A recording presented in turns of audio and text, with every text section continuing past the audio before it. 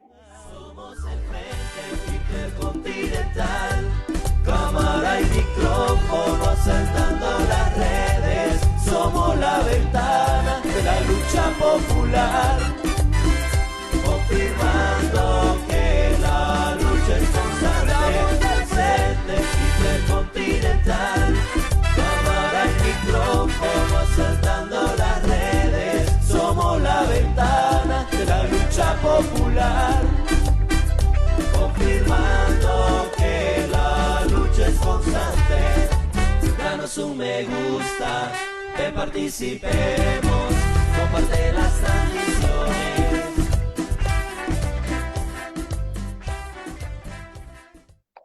Muy buenos días, muy buenas tardes y muy buenas noches tengan todos ustedes, compañeros, amigos y aquellos simpatizantes que estarán con nosotros en este importante conversatorio donde tocaremos temas que son de sumo interés tanto para los salvadoreños que vivimos fuera como para aquellos que están dentro de nuestras fronteras patrias. Les agradecemos que compartan estos conversatorios, ya que es de sumo interés también de que la gente de la solidaridad internacional que están pendientes también conozcan y sepan cuál es la verdadera situación de lo que sucede en El Salvador. Vamos a comenzar este conversatorio pidiéndole al compañero Marvin que se presente y después vamos a presentar a nuestro compañero muy querido invitado que tenemos acá dentro de lo que es la página del Frente Intercontinental. Adelante, Marvin. Muchas gracias a las personas que ya se están conectando, gracias a nuestro invitado especial, pues con quien siempre desmenuzamos, pues, ¿verdad? Los diferentes temas, desmenuzamos la gallina, como decimos en salvadoreño. Muchas gracias, les pedimos que si van a hacer comentarios o preguntas que atañen al tema, pues, ¿verdad? Y con el debido respeto a nuestro invitado para pasárselas, si no, no las vamos a poder pasar si se salen del tema. Saludos. Gracias, Marvin. Bueno, vamos a presentar a nuestro compañero que estará con nosotros. Le agradecemos. Como siempre hemos dicho nosotros, le llamamos y él nunca nos dice, no, siempre está con nosotros. Así que te agradecemos bastante, Lionel, el tiempo que nos das a lo que es el Frente Intercontinental para que estemos en esta página informándole a nuestros compañeros, a nuestra gente. Así que un saludo antes que nada para la gente que nos está viendo. Adelante. Bueno, y no solo nunca les digo que no, sino que ahora yo les propuse a ustedes, ¿verdad? Bueno, está bien. Bueno, Daniel, Marvin, Me qué estás poniendo en gusto, evidencia, Lionel, me estás poniendo en evidencia, hermano. qué gusto estar compañeros con ustedes, como siempre. Gracias por la oportunidad de conversar con ustedes y con toda la gente que sigue su programa. Valoro muchísimo todos los esfuerzos que hay de combate contra la desinformación y en particular esfuerzos como el de ustedes que eh, se plantean desde una perspectiva estrictamente popular, ¿verdad? Desde los intereses, desde la realidad y las aspiraciones de la gente. Así que más que encantado, complacido de poder platicar y revisar un poco la coyuntura nacional que cada vez es más acuciante, ¿verdad? Que no nos da tiempo. Detrás de un hecho viene otro. Así que creo yo que tenemos el desafío de mantenernos siempre activos, ¿verdad? En los procesos de información y discusión sobre lo que está pasando en el país. Gracias, Leonel. Sí, una de las cosas que para nosotros es bien importante es que la información o la visión que tú tienes de la base también de un periodismo, que tú investigues, investigativo, que es una de las cosas que yo creo que muchos de los otros que se llaman medios informativos, pues no lo hacen, o periodistas, digamos, de otros medios, no estamos hablando de medios que tiene Bukele, por ejemplo, sino que repiten lo que él quiere. Así que bueno. Nosotros sabemos que últimamente han habido tantos temas de coyuntura, como tú decías, hay tantas cosas a diario, pues aparece una cosa. Entonces, nosotros te vamos a pedir si nos puedes hacer un análisis breve de cómo está la situación, porque yo creo que hay dos hechos bien importantes que pasaron ahora, que yo creo que también le podemos dar un poco de trabajo. No sé si Marvin quisiera decir algo en especial, Marvin. Me están viendo por ahí. No, no, eso, las últimas coyunturas en El Salvador, el que nos corre vuela y las coyunturas van a una velocidad que realmente pues este régimen ya no puede mantener, ocultar, pues el estar desmoronando, desgranando la mazorca, pues, y que nos haga un análisis, pues, ¿verdad? Leonel, haznos el favor de las principales coyunturas que están en este momento, pues, ¿verdad? Bueno, miren, yo diría en términos generales para hacer una introducción y quizá luego podemos ir profundizando en algunos hechos más concretos, específicos. Yo diría que el momento que vive el país se va caracterizando por dos cosas. Eh, a nivel internacional, y dado que tenemos mucha audiencia eh, en diversos puntos fuera de nuestro país, hay un proceso creciente de caída de la imagen del gobierno de Bukele. Creo yo que un punto de inflexión fue la aparición de Bukele junto con Trump en la Casa Blanca. Creo que ahí Bukele se exhibió, se quitó todas las máscaras.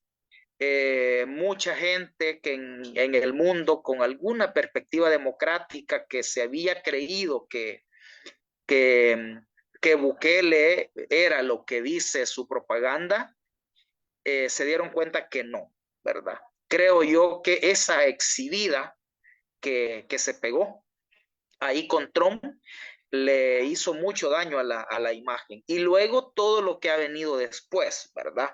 Creo yo que particularmente este tema de el SECOP y la traída de prisioneros, incluidos migrantes inocentes que no tienen ningún proceso judicial pendiente, desde Estados Unidos de manera ilegal, ¿verdad? Los juristas han dicho que esto califica como un tipo de delito de secuestro internacional, ¿verdad?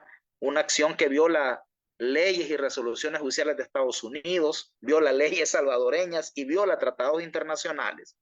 Entonces creo yo que este otro hecho, ¿verdad?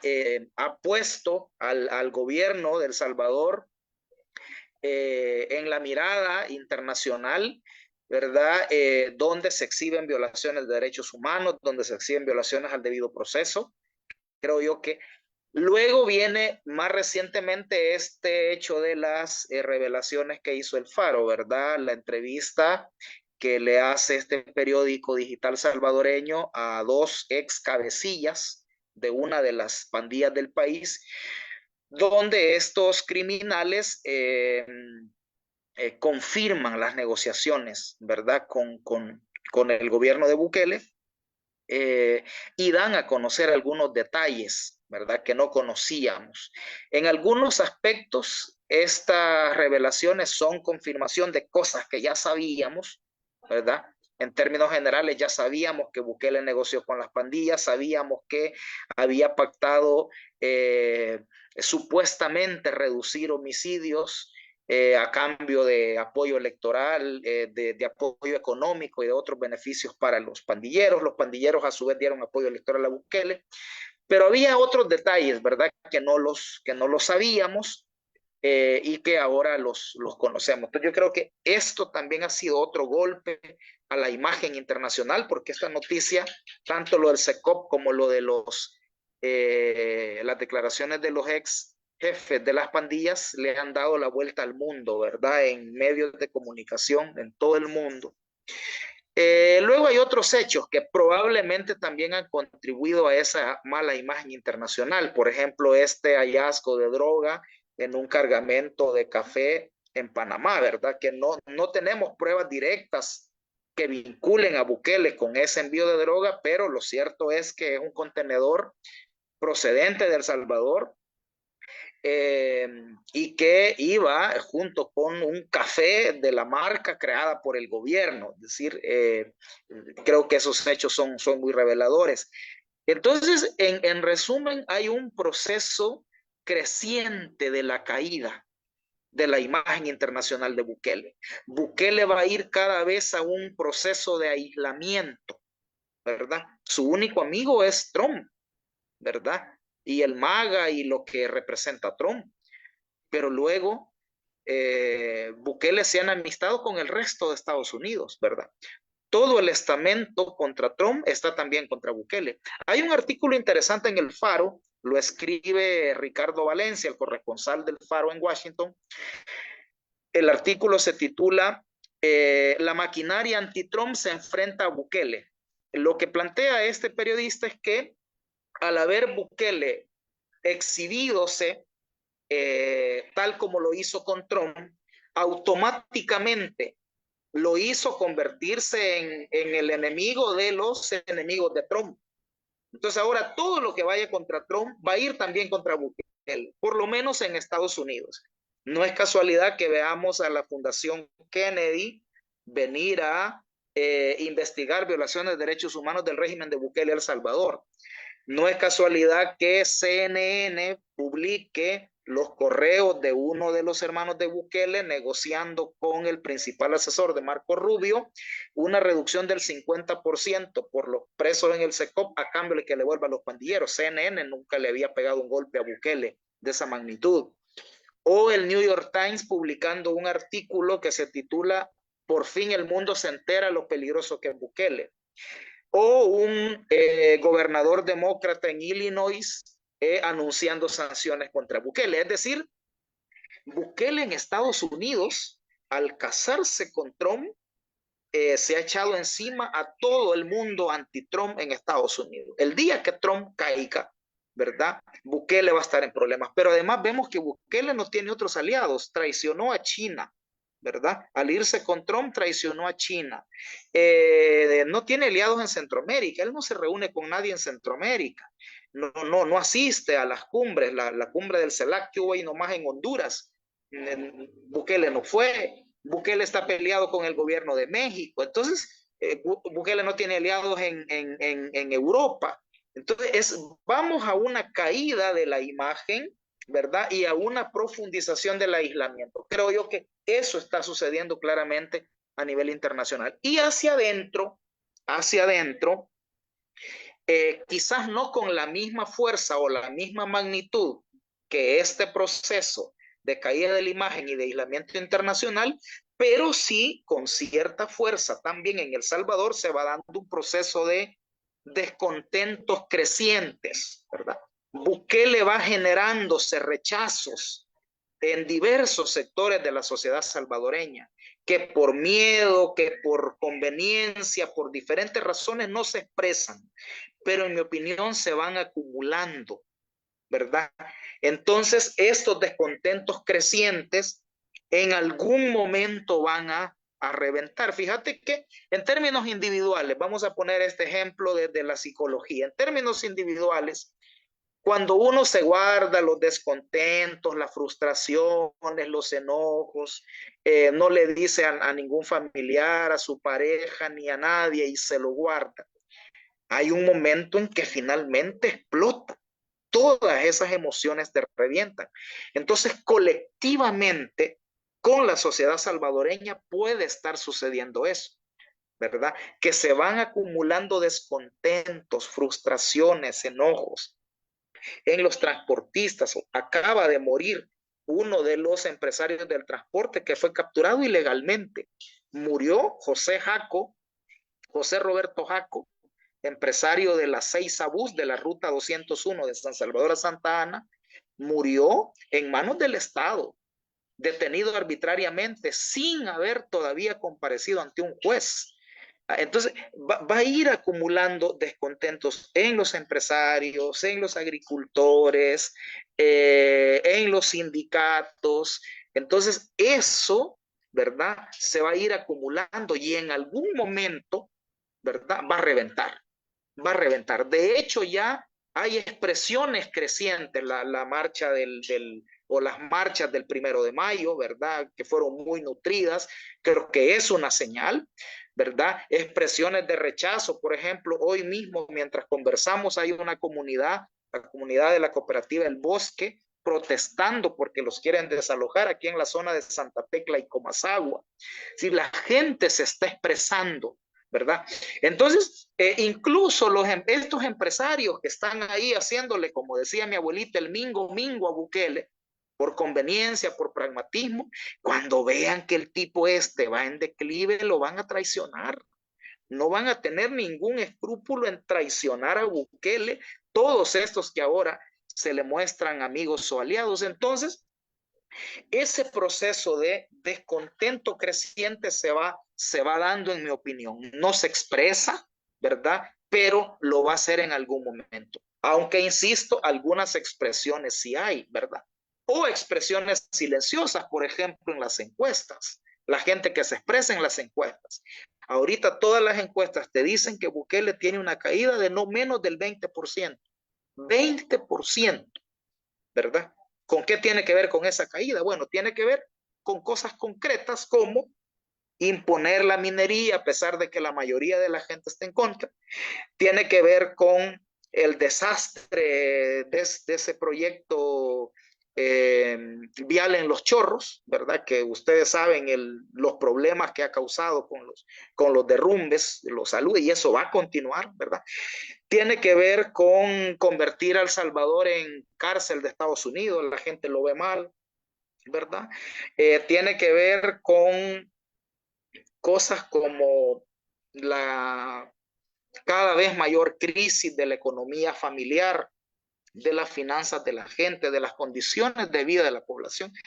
Entonces, hay una caída, 20 puntos. Entonces, eso diría yo como dos grandes fenómenos que veo que van, ¿verdad? Un creciente descontento al interior en diferentes sectores. Vamos a ver cómo reacciona el sector transporte ahora que le han matado, porque yo creo que es un asesinato, una muerte en manos del Estado a uno de sus dirigentes. Vamos a ver si con esto la empresa privada sigue callada. Yo escribí un artículo en el diario Colatino la semana pasada que le puse, lo recomiendo para quienes lo quieran leer, que le puse ¿dónde están los defensores de la propiedad privada?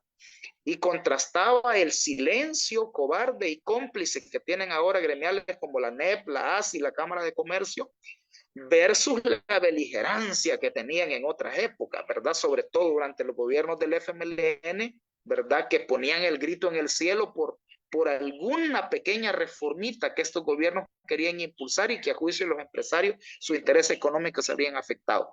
Entonces, pero vamos a ver si ahora que les han matado a uno, ¿verdad? Siguen guardando silencio o si finalmente... Yo creo que la coyuntura podemos ver así, un creciente descontento hacia adentro y afuera una caída estrepitosa de la imagen internacional de Bukele y un proceso acelerado de aislamiento. Leonel, una de las cosas que nosotros vemos que en estos momentos el gobierno, por tratar de contener ese descontento que hay, empieza la persecución también a líderes y a lideresas de la sociedad civil. Pues vemos, por ejemplo, lo que ha pasado con la gente de Unidesh, que prácticamente tienen, bueno, a uno de ellos, ¿verdad? También está preso y dos compañeros abogados también ya tienen carta o prácticamente los persiguen para capturarlos también. Además de eso, bueno, ya tenemos a varios líderes también de comunidades, ¿verdad? Comunitarios también ahí que están tratando de hacerle juicio y ver de qué manera los meten a la cárcel, pero con el fin de que el pueblo salvadoreño, él sabe que hay un descontento y que está creciendo. Él quiere o trata de que el pueblo siga mantenerlo en ese miedo que lo ha tenido todo este tiempo, por lo cual no protesta. Porque tenemos el caso, mira, si es que a diario se ve cómo tratan a la gente, a pobre gente que sale con sus carretones, con sus canastillos, a tratar la manera de vender sus cositas para sobrevivir, para llevar algo. Pues, o sea, es que eso es indignante, desde fuera, no es que nosotros vemos y decimos, ¿qué se puede hacer pues contra eso? Porque la policía, los municipales, digamos, ellos, es que en qué forma tratan a la gente. Es que ellos se creen reyes y que pueden golpear, aventar. Y hay gente que quiere ayudar y dice, estate quieto, si no vos también te vas. Entonces yo pienso de que el pueblo, como tú decías, el pueblo salvadoreño tiene que ir tomando conciencia, gente que se está arrepintiendo, porque acá nada menos, aquí donde yo vivo, aquí en Suecia, hay mucha gente que está arrepentida y dice, ¿cómo fue que nosotros le fuimos a dar el voto a Bukele? Pensamos que iba a ser diferente, pero con esta situación creo de que se está ganando ese odio, digamos, porque ya no es una cuestión que no lo queremos, es que es odio, ya no lo pueden ni ver. Entonces creo de que él mismo está fabricando este tipo de acontecimientos que el mismo pueblo está teniendo en contra de él. No sé, Marvin, si tú quisieras abonar algo más o decir algo más. Sí, y yo, para ir a entrar, mira, Leonel, hay cosas que a ti como periodista y como luchador social te las pregunto.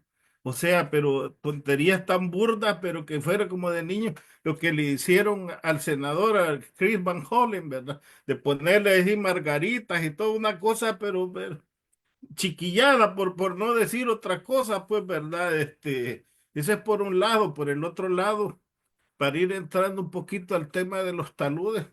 No se necesita ser experto para saber que un suelo limo arenoso, pues, ¿verdad? De toba café, necesita cortes de no menos del 50, de otros dicen que del 30% los cortes, y son inclinaciones del 85%, son 9 taludes, apenas han habido en uno o dos, 3 taludes, o sea, no ha comenzado de lleno el invierno, entonces, ¿qué se nos viene? ¿A qué le apuesta este gobierno? ¿Será que no tiene un plan? O, o ahí hagamos esto y ahí lo que sale. Está la otra cuestión que también te quería preguntar. Ha salido una noticia en el diario de hoy de que Bukele está negociando hasta el 2027. No sé si has leído esa noticia. 8.000 millones de dólares, por Dios, eso no sería más que los gobiernos, entre comillas, digo, utilizando la frase de él, que los gobiernos corruptos de los 30 años anteriores, más deuda. Entonces, ¿a qué le apuesta este gobierno? Y hay un despido de no menos de 35.000 salvadoreños. Entonces, ¿cómo está funcionando tú que estás allá, pues para los salvadoreños que vivimos fuera? ¿Cómo está funcionando? ¿Cómo lo ves como luchador social y como periodista acucioso la situación? ¿A qué le apuesta este gobierno?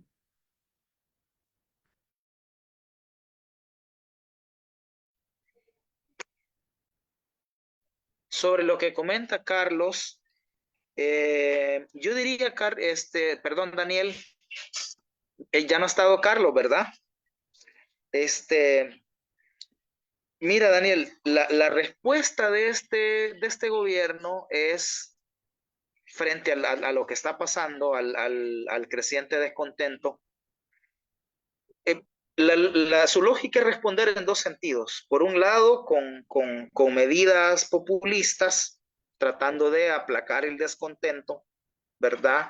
Eh, Queriéndole un vecino me hacía una comparación que me parece muy pertinente, dándole trato de niño chiquito, me decía él a la población. Es decir, a un niño chiquito, la gente lo castiga, lo golpea y después para que no llore le da un dulce, ¿va?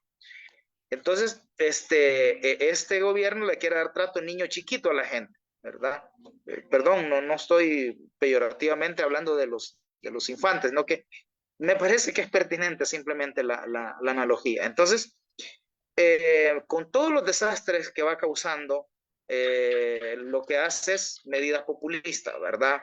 Anunció el incremento del salario mínimo, una propuesta que las gremiales laborales han dicho que es insuficiente, no cubre el costo de la vida y que es hasta contraproducente porque va a incrementar los precios. Entonces, pero digamos, la medida de anunciar que va a incrementar el salario mínimo era tratando de aplacar el descontento.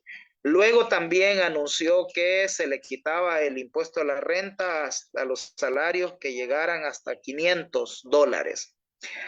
Luego el transporte gratis, una semana de transporte gratis.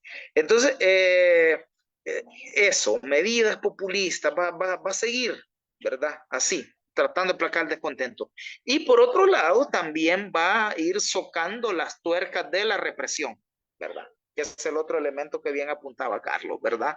Perdón, Marvin. Va a ir aplicando Daniel, quise decir, las estrategias de represión, algunas más sutiles, pero luego pueden ir otras más abiertas, ¿verdad? Según lo vaya necesitando. Esto es bien peligroso, que vayamos a ir pasando a formas de persecución, ¿verdad? Más abiertas, más descaradas, ¿verdad? Aunque son bastante descaradas las que hay ya, ¿verdad? Persecución judicial, meter preso a cualquiera a través del régimen de excepción, lo que han hecho con los transportistas, es evidente, ¿verdad? O lo que han hecho con otras personas, con gente de organizaciones, con sindicalistas. Yo creo que esas dos dinámicas va a llevar este régimen de manera paralela, ¿verdad? Vamos a ver cómo eso evoluciona. Y a ver si esto no lo que hace es incrementar la reacción de la gente, ¿verdad? Vamos a ver. Luego ya sobre los temas concretos que dice Marvin, verás, ciertamente esto del proyecto en Los Chorros es una de los acaboses, ¿verdad? Donde este gobierno se ha exhibido su irresponsabilidad, ha exhibido su ineficiencia, ha exhibido su falta de planificación de la obra pública, ha exhibido su falta de transparencia, ¿verdad? Porque ahí hay toda una discusión de cómo se contrató esta empresa, etcétera. Mira, este proyecto vial de Los Chorros, hay un antecedente que vale la pena recordar. En el 2001, cuando se dan los terremotos, se derrumbó la montaña en Los Chorros, se bloqueó. Y entonces el gobierno de aquella época era el gobierno de Francisco Flores, de Arena. Entonces dijeron, bueno, vamos a resolver ese problema, vamos a hacer un puente, así como el viaducto que ofreció Bukele. Y entonces delegaron el estudio técnico a una empresa japonesa. Y los japoneses lo que respondieron fue que un proyecto de ese tipo no era viable, que el terreno no tenía condiciones, ni para hacer una ampliación de la vía, ¿verdad? De cortar más la montaña y ampliarla, ¿verdad? Porque es una montaña, primero llena de agua. Bueno, si ahí está el balneario de Los Chorros, es un agua que sale literalmente de la montaña. Entonces, es una montaña que tiene agua, pero además es una montaña con una tierra muy porosa. En los cortes que le han hecho se logran ver las capas. Entre las capas de tierra hay capas de arena. Entonces, es una montaña, digamos, muy frágil, y entonces no se podía hacer un proyecto de ampliación. Y tampoco se podía hacer un puente enorme, porque para eso tenés que hacer grandes bases, grandes pilares, y tampoco el terreno da para eso. Entonces lo que los japoneses recomendaron era, bueno, hay que darle mantenimiento permanente a esa vía, pero hay que ampliar otro acceso por San Salvador. Y ahí fue que se amplió a vía de 4 carriles la carretera Opico, que es Saltepeque, San Salvador. Esa era una callecita de dos carriles, uno para cada sentido. Entonces se amplió esa carretera. Entonces los japoneses dijeron que se les dé mantenimiento permanente a la de Los Chorros. 1, 2, que se amplíe a una autopista más grande la calle de acceso a San Salvador por el lado de Quesaltepeque. Y 3, dijeron, hay que buscar otras vías alternativas. Por ejemplo, hay rutas Talnique, Comasagua, ¿verdad? Es decir, esas callecitas se pueden ampliar un poquito y que sean rutas, ¿verdad? Aunque sea de 2 carriles, pero que le sirve a gente que va para el lado de Santa Tecla, para el Puerto de la Libertad, para la zona de Santa Elena, ¿verdad? Para el sur de San Salvador. Entonces, eso fue lo que recomendaron. Entonces llega el gobierno de Bukele, ¿verdad? Y como ellos funcionan así como, esto lo vamos a hacer, ¿verdad? Con estas ínfulas de grandeza, y dijeron, ese problema en Los Chorros nunca lo han podido resolver. Nosotros lo resolvemos, vamos a hacer un viaducto ahí, ¿verdad? Y entonces, bueno, sin estudios técnicos, porque no hay estudios técnicos, o no los quieren mostrar, ¿verdad? Ahí salió un periodista, le preguntó al ministro de Obras Públicas, y ahí salió que está en reserva por 30 años. Imagínate la información sobre el proyecto. Entonces, de manera irresponsable, ¿verdad? Se trazó ese proyecto. Y ahora resulta que ya no es viaducto. Esa maqueta que presentaron de la carretera sobre la montaña, en un puente de casi 2 kilómetros, eso ya no va. Si lo que están haciendo es una ampliación de la carretera.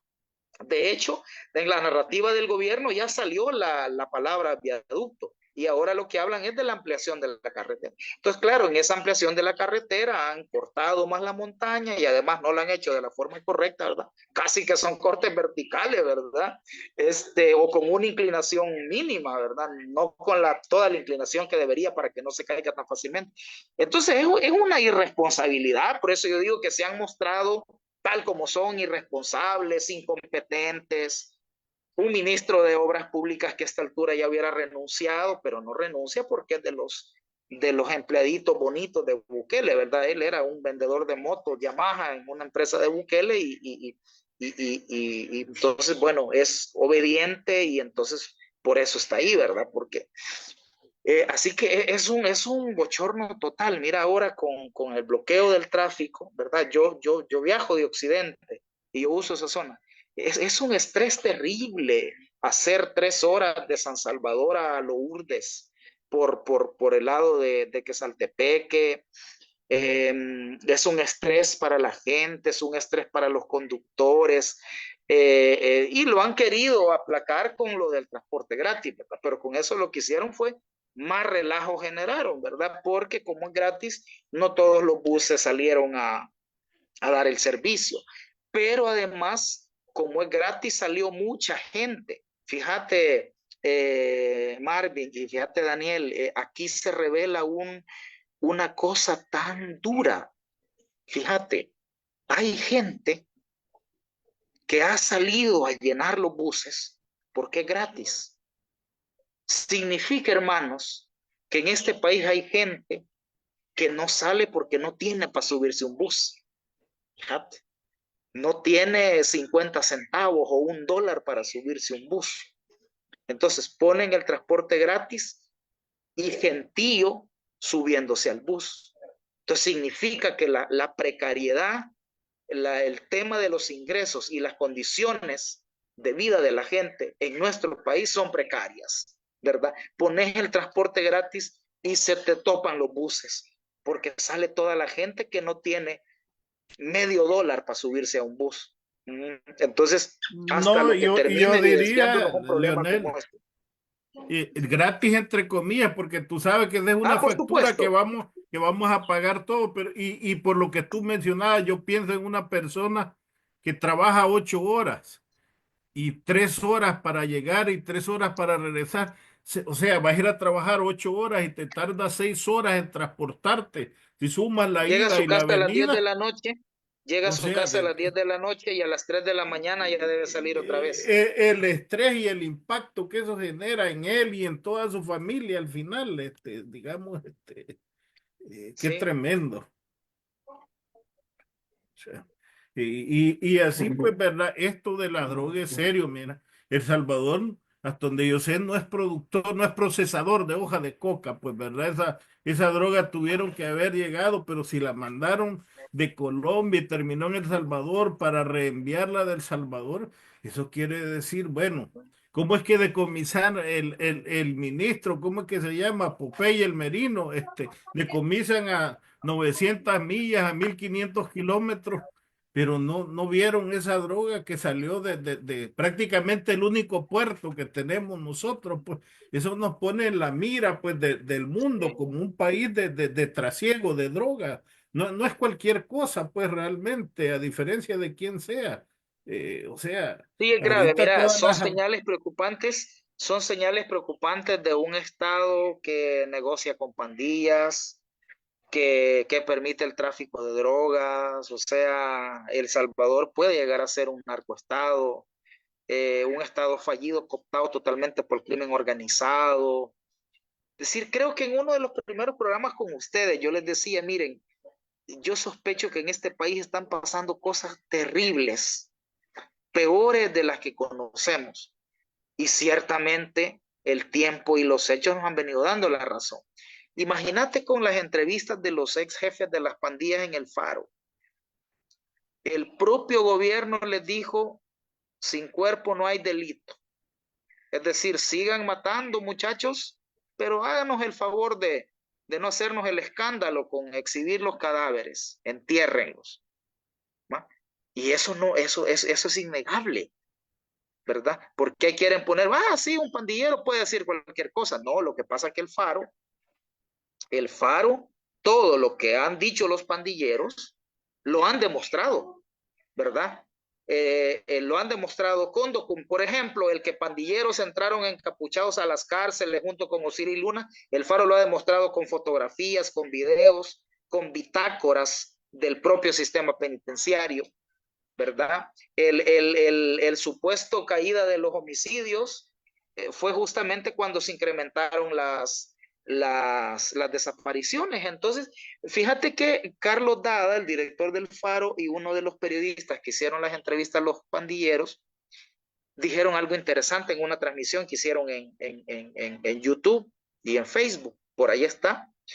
Y ahí ellos dicen, el Charlie, dicen, uno de los entrevistados pandilleros, el Charlie y el Little Man, nos dijeron muchas más cosas, fíjate, dijeron los del Faro. En las entrevistas nos dijeron muchas más cosas, pero nosotros no las hemos publicado porque todavía no las hemos verificado. Hemos publicado todo lo que nos dijeron, pero que lo hemos verificado. Entonces yo me pregunto, ¿qué más cosas le habrán dicho estos pandilleros al Faro? ¿Qué más cosas? Y que el Faro no las muestra porque las va a contrastar con documentos, con otro tipo de pruebas, ¿verdad? Por eso es que la información que ha publicado el Faro no hay por dónde la puedan descalificar, ¿verdad? Pero volviendo al punto, a mí me intriga esa parte, no sé si a ustedes, ¿qué más han confesado los pandilleros? Y que el Faro todavía no nos lo presenta porque lo va a verificar de otra manera, ¿verdad? Tendrá que ver con la respuesta a algunas preguntas como ¿qué pasó con las armas de las pandillas? ¿Dónde están? Porque supuestamente capturaron a los pandilleros, pero no requisaron las armas. ¿Dónde están? ¿Será que las requisaron y las vendieron, las traficaron? No sé. Otra pregunta, ¿qué pasó con el dinero de las pandillas? Capturaron a las pandillas, pero no le requisaron el dinero. Toda la plata de la extorsión, ¿dónde está? Entonces, ahí hay muchas cosas. Entonces, en este país es muy probable que sigan pasando cosas peores de las que ya conocemos. Probablemente el país se esté convirtiendo en un estado criminal, en un estado narco, y no nos damos cuenta. Es decir, esto es bien delicado, ¿verdad? Imagínate que con lo que sabemos es un escándalo mundial. ¿Qué escándalo mundial no tendríamos si se conocen otras cosas más terribles, verdad? Fíjate que yo, por ejemplo, en eso ¿te acuerdas que había control territorial cuando se disparó a 86, 87 asesinados, ¿verdad? Que hasta ahorita no sabemos qué jefe de pandilla los asesinó, pero la cuestión, si tenía control territorial, digamos, yo como salvadoreño, lo digo a título personal, mal pensado, no sería un compadre hablado, porque, o que un funcionario le diga a un pandillero, mira, sin cuerpos no hay delito, es casi como que le diga, si matas, deshacerte de la evidencia, o sea, Es que mira Marvin, es que no había control territorial. El gobierno de Bukele lo que había hecho es terminar de darle el control del territorio a las pandillas. Y no dice Charlie, pues, que para la pandemia a ellos les delegó el gobierno, a ellos les pidió que vigilaran la cuarentena. Los pandilleros hicieron la lista de las personas que recibían los paquetes de alimentos. Incluso dice que los pandilleros hicieron la lista de las personas que iban a recibir los famosos $300 aquellos. Es decir, eso es bien grave. El gobierno de Bukele le cedió a los mareros no solo el control, sino que le cedió funciones del Estado. ¿Ya? Con Bukele las pandillas fueron el Estado. Ellos tomaban decisiones, ellos sancionaban a la gente que no cumplía, por ejemplo, con las restricciones de la cuarentena. Entonces, cuando vos comparás, eso no es nada la tregua del gobierno de Funes. Si vos comparás, ¿verdad? Lo que hizo Bukele. Y luego, ¿verdad? Claro, Bukele, los pandilleros, lo que podemos confirmar con la entrevista de Charlie y de Liroman es que Bukele se cansa de que los mareros lo vengan presionando, ¿verdad? Porque cada vez que el gobierno no les cumplía o cada vez que los pandilleros querían algo más, la forma de presionar al gobierno era hacer una gran matazón. Si mirás, si en el gobierno de Bukele hubo como 3 o 4 masacres. Si la de marzo del 2022 que generó la ruptura del acuerdo no fue la única. Si Bukele toleró por lo menos 3 masacres de los pandilleros que se hicieron entre 2009 y 2022, es hasta la del 2022, es como la 4ª masacre que hacen las pandillas, cuando ya Bukele les dice, bueno, ahora sí ya no, ¿verdad? Y entonces la masacre que las pandillas hacen para presionar, y ojo, aquí abro un paréntesis, ¿qué era lo que estaban pidiendo las pandillas? Que el gobierno no les cumplía y por eso hicieron la masacre de marzo del 2022. Recordad que Charlie y Liroman cuentan que para las elecciones del 2021 los pandilleros ya habían apoyado a Bukele para ganar la alcaldía de San Salvador. Luego ya lo habían apoyado para ganar la presidencia en el 2019. Entonces, lo que ellos dicen es que para las legislativas del 2021, el gobierno les dijo que le ayudaran, ¿verdad? Para ganar mayoría, que había que sacar a los del frente, sacar a los de Arena y que tenían que ganar mayoría en la asamblea para aprobar leyes de beneficio para ellos, para aprobar mejores condiciones en las cárceles. Entonces, claro, esas leyes no se las habían aprobado. Toma posesión la nueva asamblea de mayoría legislativa, elimina al fiscal, elimina a los magistrados de la sala, elimina 1/3 de los jueces, hacen un montón de cosas, pero no le aprobaban las leyes que le habían ofrecido a los pandilleros. Por ese incumplimiento es que los pandilleros hacen la matanza de marzo de 2022, ¿verdad? Y es cuando entonces Bukele cambia de estrategia, rompe la negociación que traía, ¿verdad? Y lanza la ofensiva con el régimen de excepción. Pero ojo, la ofensiva que lanza es hacia la base de las pandillas. A los jefes les permite escapar. Bueno, algunos ya los habían venido sacando de la cárcel como parte de las negociaciones. Y a otros, de hecho, los pandilleros cuentan que en las primeras semanas del régimen de excepción, las capturas eran solo para los de la pandilla MS.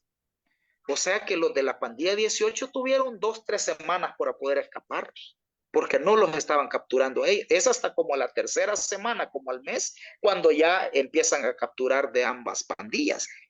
Pero los de la pandilla 18, en recompensa, porque no habían sido ellos los de la masacre, sino que los de la MS, a ellos los estaban dejando salir.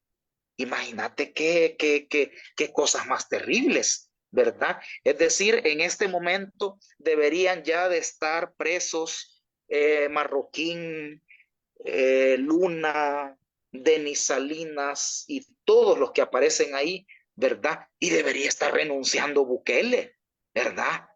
Pero eso no está sucediendo, ¿verdad? Y creo que eso es lo más delicado. Lo delicado no es tanto lo que han hecho el gobierno. Lo delicado es que esta sociedad no tenga todavía la reacción, ¿verdad?, de pedirle cuentas a estos criminales y deshacerse de este gobierno criminal, ¿verdad? En un país mínimamente decente, informado, democrático, este régimen de Bukele habría caído, ¿verdad? Por un escándalo tan grave como las negociaciones con las pandillas, ¿verdad?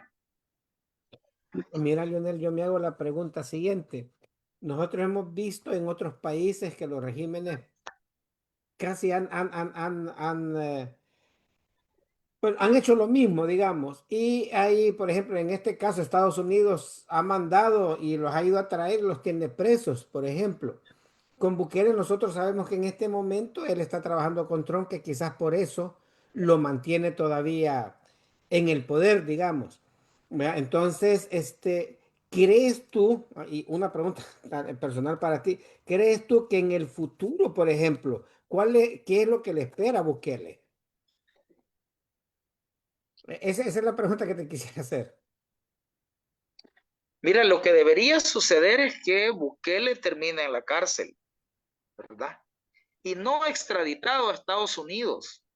Aquí debería de terminar, ¿verdad? En las cárceles salvadoreñas por los delitos que ha cometido aquí. Pero claro, eso no está fácil, ¿verdad? Lo más probable es que si alguna vez él cae, sea extraditado a Estados Unidos, así como le pasó a Juan Orlando Hernández. Juan Orlando Hernández fue protegido, apoyado por Estados Unidos, ¿verdad? Porque representaba los intereses de Estados Unidos en Honduras y en Centroamérica. Y los gringos le aguantaron todo: corrupción, narcotráfico, nepotismo, persecución contra defensores de derechos humanos, contra activistas ambientales. Fue cayendo Juan Orlando, incluso a Juan Orlando le permitieron reelegirse inconstitucionalmente también, porque en Honduras también está prohibida la reelección. Y los gringos lo dejaron pasar, pero más adelante lo estaban esperando. Al nomás salir Juan Orlando Hernández, simbólicamente al siguiente día se lo levanta. Entonces, Bukele podría tener ese fin, ¿verdad? Es más, yo he planteado en otros programas, o creo que aquí con ustedes en otro programa, que Bukele incluso podría tener más motivos para ser extraditado que el propio Juan Orlando. A Juan Orlando se lo llevaron por narcotráfico, pero a Bukele le podemos enumerar más. Hagamos el ejercicio. Primero, a Bukele se lo pueden extraditar por la negociación con las pandillas. De hecho, ya hay un juicio en Nueva York, en una corte del distrito de Nueva York, donde ya están procesados Osiris Luna, Carlos Marroquín y otros funcionarios de Bukele. Y el temor de Bukele por el que se quiere traer a los cabecillas de las maras que están allá es que puedan testificar contra él. Clarísimo. Por negociaciones con pandillas, Bukele es extraditable en el futuro. Pero hay más.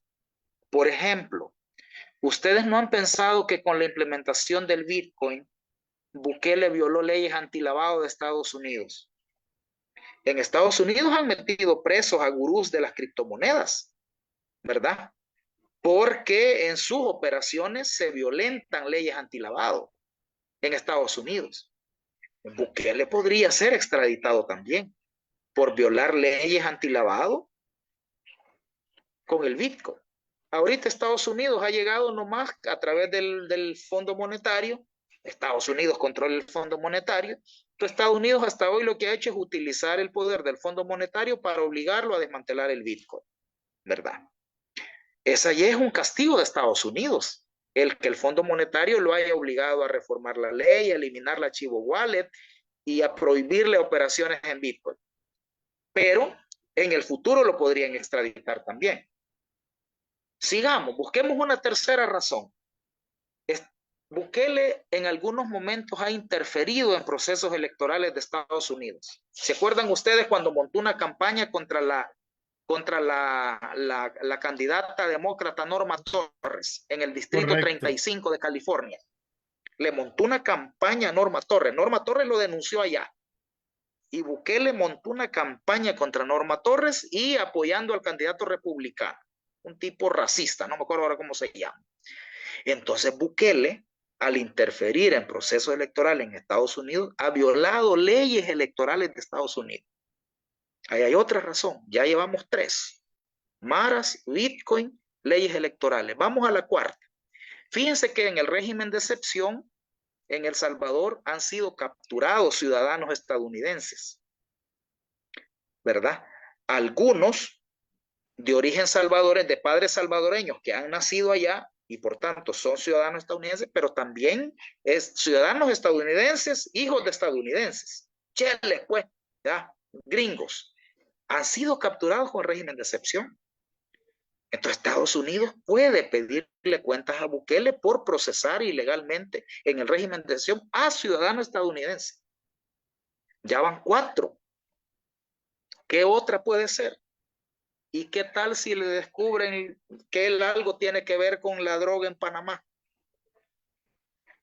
Porque fíjense, además de esto, de que yo decía que no hay prueba, ¿verdad? Que sea él, pero que es sospechoso que sea en un contenedor que va de El Salvador con café con la marca de creada por el gobierno.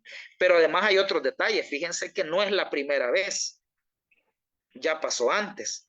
Lo que pasa que en una vez anterior el hallazgo lo hicieron en España. No me acuerdo si en España o en Portugal. Sí, en Valencia, España. Ok, ya en un puerto europeo. Entonces dijeron, no, es que pasó por Panamá. Entonces en Panamá lo metieron. Ahora ya no pueden decir eso, ¿verdad? Porque antes de Panamá había ido directo a El Salvador, no había pasado por otro lugar. Entonces, bueno. Mira, Leonel, pero ¿y qué tal? Solo termino, solo termino. Entonces, ¿qué tal si le descubren algo? Tantos también se lo pueden llevar por narcotráfico. Entonces, mira que ya encontramos 5. Ya encontramos 5 razones por las que Bukele podría ser extraditable. Ahora, ¿cuál es el problema? ¿Verdad? Y con esto cierro aquí. ¿Cuál es el problema? Es el que ya hemos comentado con ustedes en otros programas. El problema es que por todos los delitos que ha cometido, por todos los crímenes que ha cometido, porque además de que podría ser extraditado a Estados Unidos, también podría enfrentar cortes internacionales, la Corte Penal de Justicia, ¿verdad? Por los delitos de lesa humanidad cometidos en el régimen de excepción, torturas, asesinatos en las cárceles, o también demandas internacionales por el trato de los extranjeros en el SECOP. De hecho, Venezuela ya dijo que va a promover una demanda internacional. Entonces, ¿qué va a hacer Bukele para no ser extraditado, para no enfrentar demandas en la Corte Penal y para no enfrentar la justicia en El Salvador? ¿Qué va a hacer? Tratar de mantenerse en el poder, porque va a ser su único mecanismo de impunidad.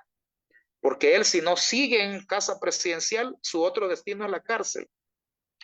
O Mariona, o una cárcel en Estados Unidos, o una cárcel de la Corte Penal. ¿Qué va a hacer? Aferrarse al poder. Y eso es lo peligroso. El Salvador puede ir a un escenario bien complicado, con una sociedad cada vez más demandante, porque no todo el tiempo va a pasar dormida la gente. En algún momento va a haber una sociedad demandante exigiendo que este gobierno autoritario termine, que ese autócrata se vaya. Y por otro lado, este autócrata, ¿verdad? Necesitará permanecer en el poder para no ir a la cárcel. Y entonces ahí el país va a entrar en una situación bien peligrosa, ¿verdad? Yo no digo que vayamos a ir a una guerra civil otra vez, pero sí el país puede llegar a un ambiente de confrontación que nadie quiere, que nadie desea. Ese es un escenario bien complicado que hay que preverlo y hay que evitarlo como país. Correcto. Fíjate que, por ejemplo, yo leyendo datos de la DEA, El Salvador en los gobiernos anteriores, ¿verdad? Anteriores a Bukele, el decomiso era entre 3 y 15 toneladas por año. Ahorita andamos en 3, 4, 5, 7, creo, máximo en un año con los gobiernos de Bukele. Y la DEA está diciendo que ahora está pasando más droga en Centroamérica, que se ha incrementado el tráfico de drogas por tierra. Y entonces, y hacen decomisos así que son más escándalos allá en medio del mar y lo de España.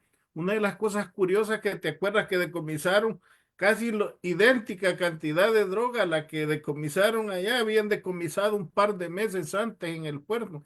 Y nosotros preguntamos, pues, ¿verdad? A una persona que está involucrada, miren, y cuando quemaron esa droga, había un delegado de la DEA verificando de que esa droga fuera, o sea, haciendo las pruebas de que no se estuviera quemando harina, pues no se estuviera. Y no había una persona cuando se incineró esa droga, no había una persona, un delegado de las corporaciones internacionales antidrogas, verificando que efectivamente no era harina la que, porque ya han hecho ese tipo de chabacanada, pues en otros lados, pues, que queman harina y la hacen pasar como, y la droga la venden por otro lado.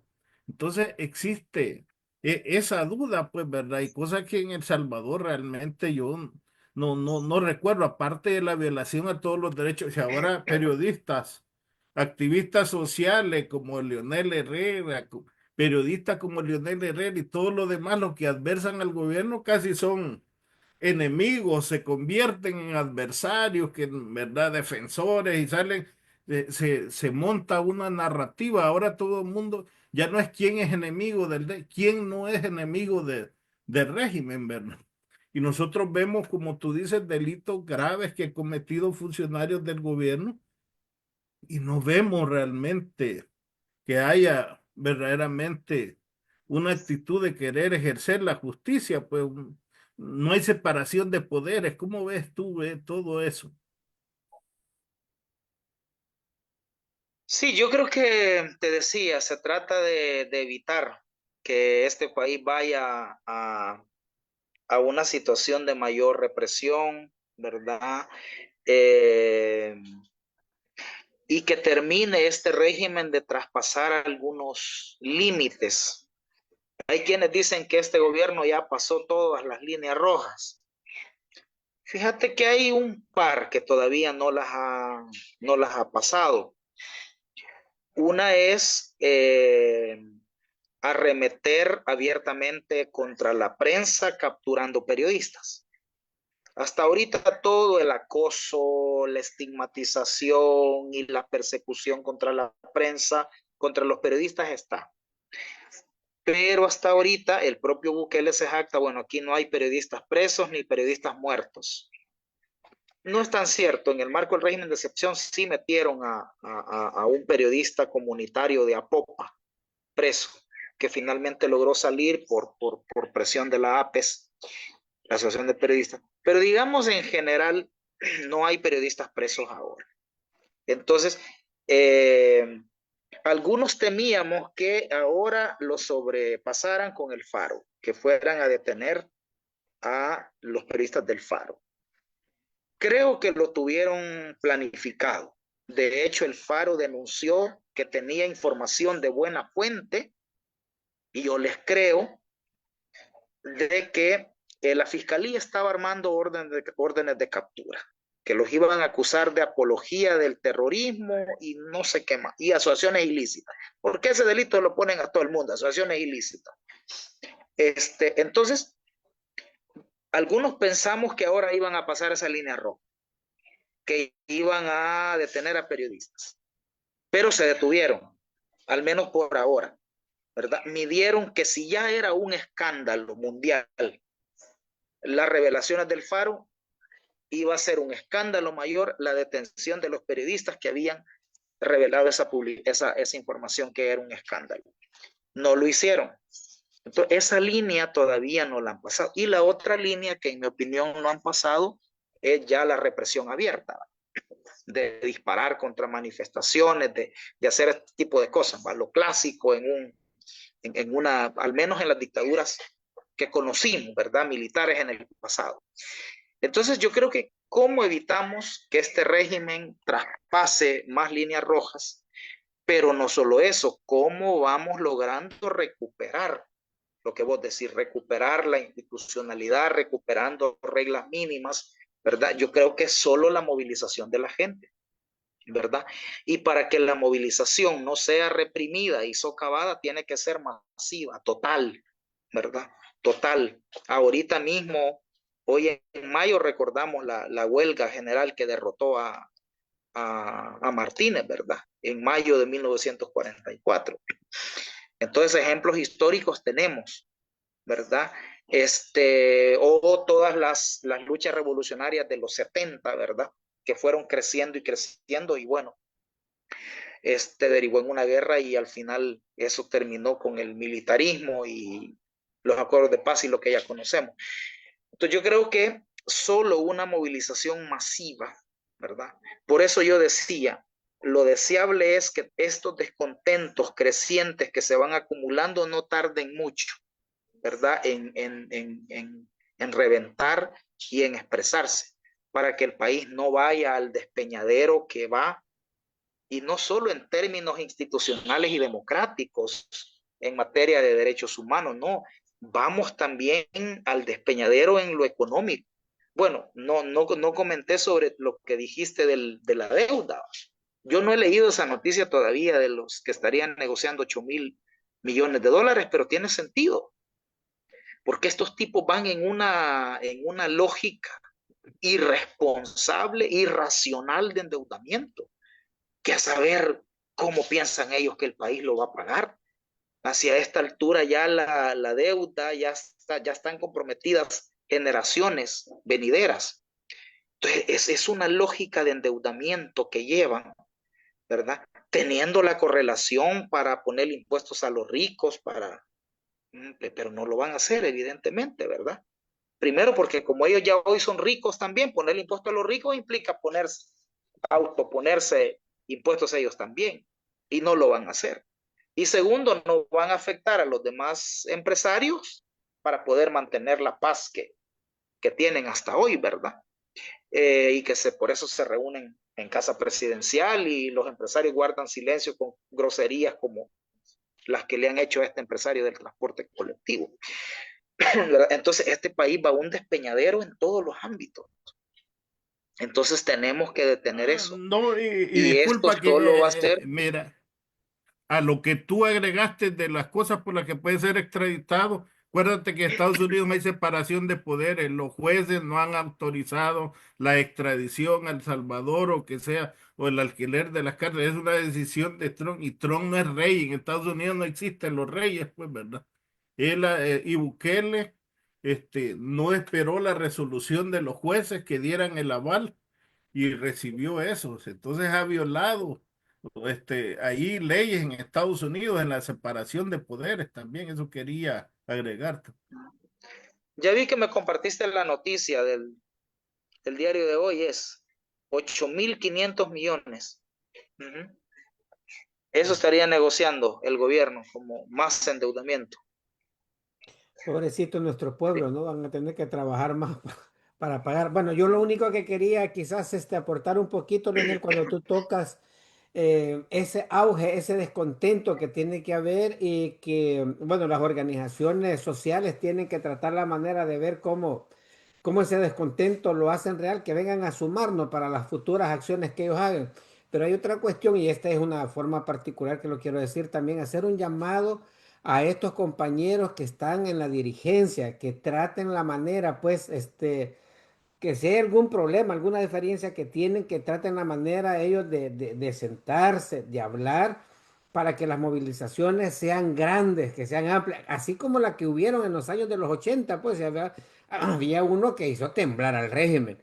Yo creo que así como se vio, como tú decías, Leonel, la del 1 de mayo, imagínate que hubiera sido una sola, creo que hubiera sido una cuestión que el régimen no hubiera puesto a temblar. Entonces, ese es un llamado que yo quisiera hacerle a los compañeros, pues, que están por ahí en la dirigencia para que también tomen en cuenta esto y entre más rápido se dé o se resuelve este problema, vamos a tener más fuerza, se va a tener más fuerza en El Salvador. Yo solamente quería decir eso. No sé, Marvin, tú parece que querías decir algo más. Sí, No, porque ya está bien. estamos contra el tiempo, ya no caigamos, ya no sigamos cayendo, yo diría, en la manufactura del consenso, al estilo de, como lo dice Noam Chomsky en su libro, bueno, tú eres, a ti te gusta mucho la lectura, hay que contrarrestar, y eso que decía Daniel, necesitamos una oposición unida, porque yo, sinceramente, no sé, Lionel, quizás porque no estoy allá, pero la democracia, de la democracia burguesa partidaria, no veo yo que casi que es el mayor aliado sin pretender serlo, ¿verdad? De Bukele, porque no la veo organizada a los partidos con una apuesta real, por lo menos, o quizás no me he percatado yo bien, pero los veo así como pequeñas islas, ¿verdad? Y eso afecta porque la factura la pagamos nosotros, el pueblo de a pie, pues, ¿verdad? No sé, ¿verdad? Porque ya estamos con tu tiempo y esperamos tenerte más seguido por aquí, porque se nos van a quedar varios temas. Sí, sí, mira, me parece muy oportuno el llamado de Daniel. Ojalá te escuchen, Daniel, los destinatarios del mensaje. Yo creo que nosotros hacemos nuestra parte, ¿verdad? Aquí contribuyendo con información y con opiniones, ¿verdad? Yo solo, si me permiten cerrar, yo solo quisiera decir una cosita, porque uno de ustedes dijo periodistas como tú que adversan al gobierno. Yo solo quiero decir que los periodistas no es que adversemos a los gobiernos. Lo que pasa es que el periodismo tiene una función de contraloría y de contrapoder, ¿verdad? Es decir, y yo quisiera que eso lo entendiera la gente que se molesta porque el periodismo denuncia y critica, si es que esa es la función. O sea, el periodismo es la conciencia crítica de la sociedad, ¿verdad? Tiene una función de denuncia. Fíjate que Joseph Pulitzer, y fíjense a quién voy a citar, o sea, no estoy citando a un socialista. Joseph Pulitzer, el que se le considera el fundador del periodismo de Estados Unidos, por eso está el premio Pulitzer. Y Pulitzer decía que el periodismo tiene tres funciones, fíjate. Primero decía, defender la democracia y la reforma. O sea que toda esta lógica de defender el debido proceso, de defender los derechos humanos, de defender la institucionalidad, la separación de poderes, es una función del periodismo. Defender la democracia y la reforma. Uno. Dos, decía él, denunciar las injusticias. Denunciar las injusticias es amplio, es denunciar todo lo que está mal, ¿verdad? Denunciar la corrupción, denunciar la pobreza, denunciar la depredación ambiental, denunciar violaciones de derechos humanos, denunciar las injusticias. Ese es el otro rol del periodismo. Y el tercer rol del periodismo, decía Pulitzer, mira qué interesante este rol. Decía Pulitzer, combatir a los demagogos. Combatir a los demagogos. Fíjate, o sea, a los mentirosos, a los populistas, a los fascistoides, el periodismo los tiene que desenmascarar, los tiene que confrontar, ¿verdad? Para mí, este tercer aspecto tiene que ver mucho con lo que estamos haciendo. Combatir la desinformación. Combatir la desinformación tiene que ver con combatir a los demagogos, sobre todo porque, ¿verdad?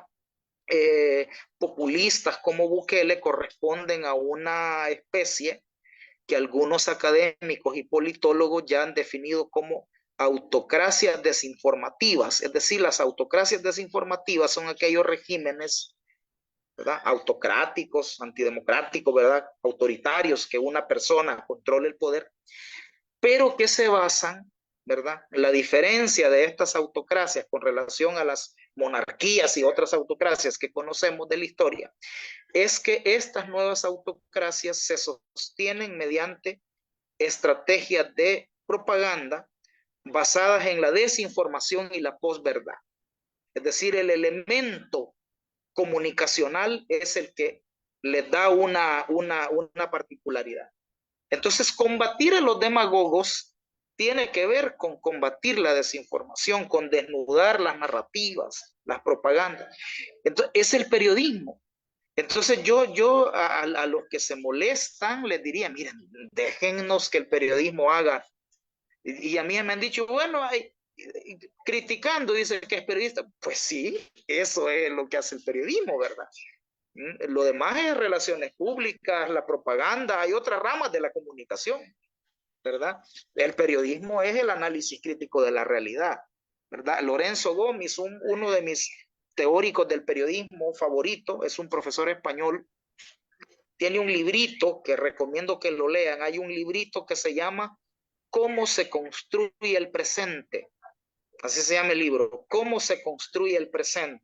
Entonces dice Lorenzo Gómez que el periodismo es la interpretación del presente. Es decir, el periodismo consiste en entender lo que está pasando ahora. Lo que pasó en el pasado es tarea de los historiadores y de lo que pasará en el futuro es Nostradamus.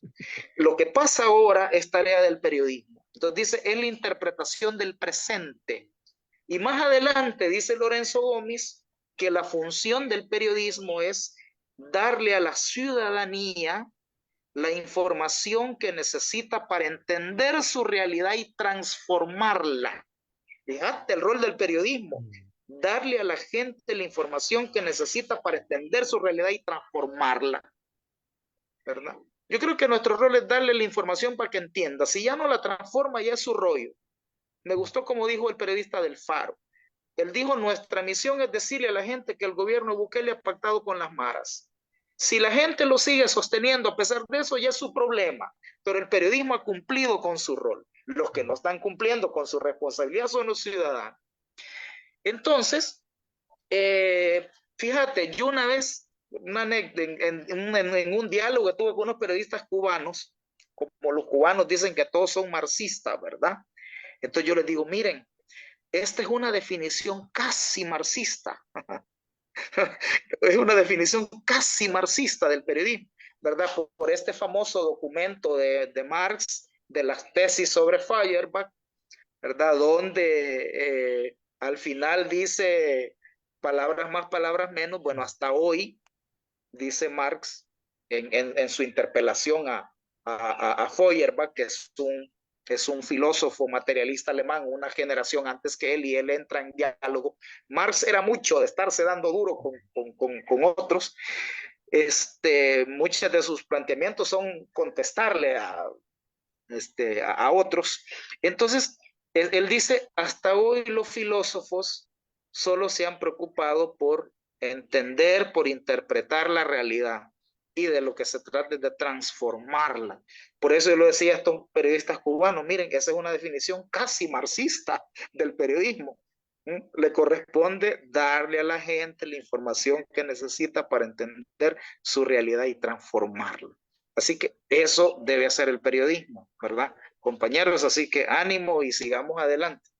Gracias, Leonel. Ha sido muy interesante, creo, estos conversatorios, uno de los más interesantes que hemos tenido. Gracias por la forma en que tú explicas la situación del país. Yo creo que, bueno, todos los compañeros que te escuchamos y te escuchan también, creo de que podemos digerir ese tipo de información, que es lo que nos gusta, porque para ahí nosotros queremos también, ¿no? De que la gente, nuestra población, pues, que de escasos estudios también sepan, porque a veces ellos no entienden, no alcanzan a entender, pero creo que la forma en que tú lo haces, sí. Así que te agradecemos el tiempo que nos das de nuevo, y como dijo Marvin, te va a invitar de nuevo, y esperamos que tú digas que sí, ¿no? Porque no nos vayas a dejar por ahí, porque, bueno, y te agradecemos también de que tú nos hayas dicho, pues, que era el tiempo también de tenerte, ¿verdad? Definitivamente te lo agradecemos, hermano, porque estás por acá con nosotros. Bueno, Daniel, qué gusto, Marvin también, y con toda la audiencia, por supuesto, hablamos siempre que quieran. Bueno, gusto entonces, Leonel. Muchas Marvin, gracias. vámonos Hasta despidiendo. luego. Bueno. Bueno, yo agradecerle a Leonel, pues, ¿verdad? Por toda esa, porque nos da información muy valiosa y análisis, pues, hasta de Mar, de Fischer y de otras figuras, pero ya masticada para que el grueso de la gente, pues, lo entendamos y lo asimilemos, pues, y entendamos esa burbuja de engaño en lo que nos han metido. Lo bueno es que ya se está rompiendo la burbuja. Soy Marvin, de un cantón de Chalate, Cantagallo, actualmente residiendo en Toronto, Ontario. Muchas gracias. Gracias, Marvin. Bueno, a mí solo me resta decirles, compañeros, que estemos pendientes para los otros conversatorios que vamos a tener en el transcurso de la semana, que también serán de sumo interés. Así que vamos a ir terminando con nuestro tema que nos caracteriza. Vamos a ver si lo tenemos por acá.